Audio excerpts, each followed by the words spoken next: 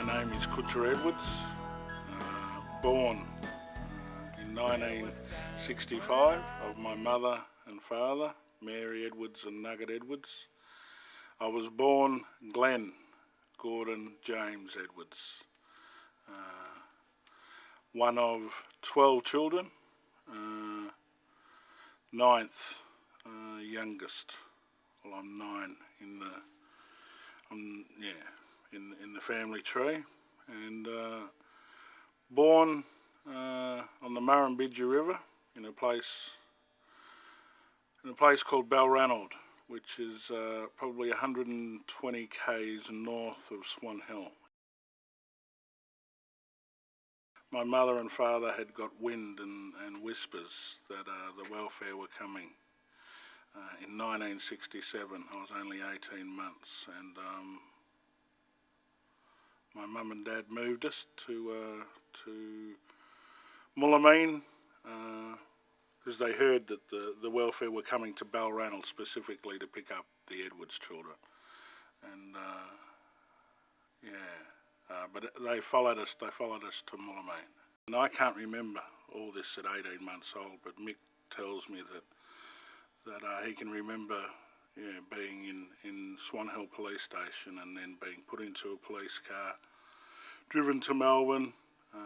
5 of my older brothers and sisters were taken to a place called Arana Children's Home in Elgar Road, Burwood, and I was across the road in a Lambie Infant Reception Centre, and I must have mucked up that much that they had to shanghai me straight across the road, and stayed there for 11 years. You know, you're regimented. Every morning you get up exactly the same time. Every morning, every day you have your chores. Every day you've got to go to school, you know, apart from weekends. Sundays you had to go to Sunday school. Taught religion. We're denied our mother and father, and we're denied our language, and we're denied culture, and that was the policies that was the situation at the time for young Aboriginal kids to assimilate, and assimilate we did, you know. I remember the day I remember the day as if it was yesterday that my mother, I finally, you know, 4 years of denial, and I remember my mum.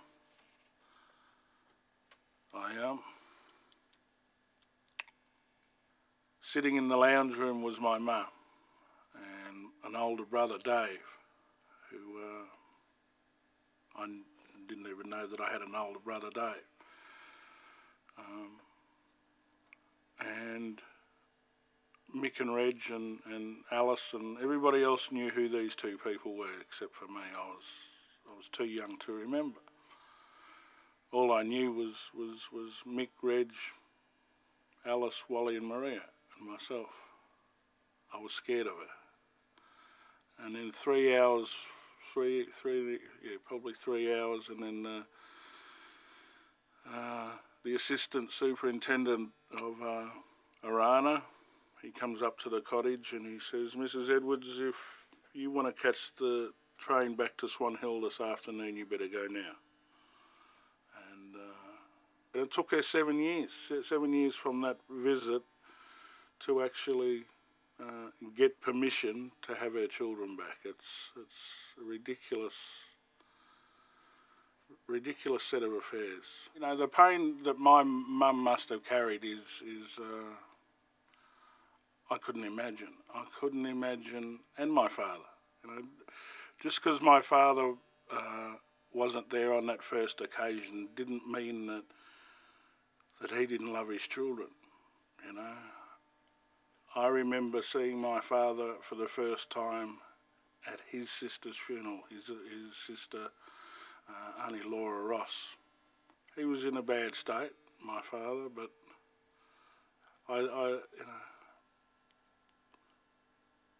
when 6 of your children are forcibly taken off you, and you one minute you have this beautiful connection with and this beautiful family, and then the next minute, not because you have done anything wrong to society, it's the simple fact that when we have been this colour, and all our family have been this colour since prior to 1788, it just doesn't make sense to me to be forcibly removed because of the colour of your skin and treated the way you are because of the colour of your skin, and that hurts. Going home to my mother, at age 13 was, my mother had secured a house, moved from Swan Hill, Balranald area, through the love of her older brother, Uncle Artie. Got the opportunity to go and live with my mother again, but I was moving in on my younger brothers and sisters' mother and their house and their way of life. And because you're institutionalised, and this is it's hard to conceptualise, but when you live in an institution, your room is your room. Your possessions are your possessions. And no one else is allowed to in your room. No one else is allowed to touch your possessions. It's a different kettle of fish when you go and live with an Aboriginal family. You are taught that what is yours is ours, and you are taught that the family comes first. You as an individual, you are an individual, but you are part of this family, this community, and this nation in that sense. And it changes your whole ideology. Being born Glenn Edwards, obviously a European name, and it dawned on me that I'm not European. Never have been, never will be. And so I needed to change my name. Needed to give myself affirmation that I am Aboriginal. So I gave myself the name Kutcha to affirm that and confirm that, and my mum never called me Glenn again. And it's been, I am still learning what it is to be Kutcha Edwards, and I am still learning what it is to be Aboriginal. I wrote my first language song, we're in the year 2009.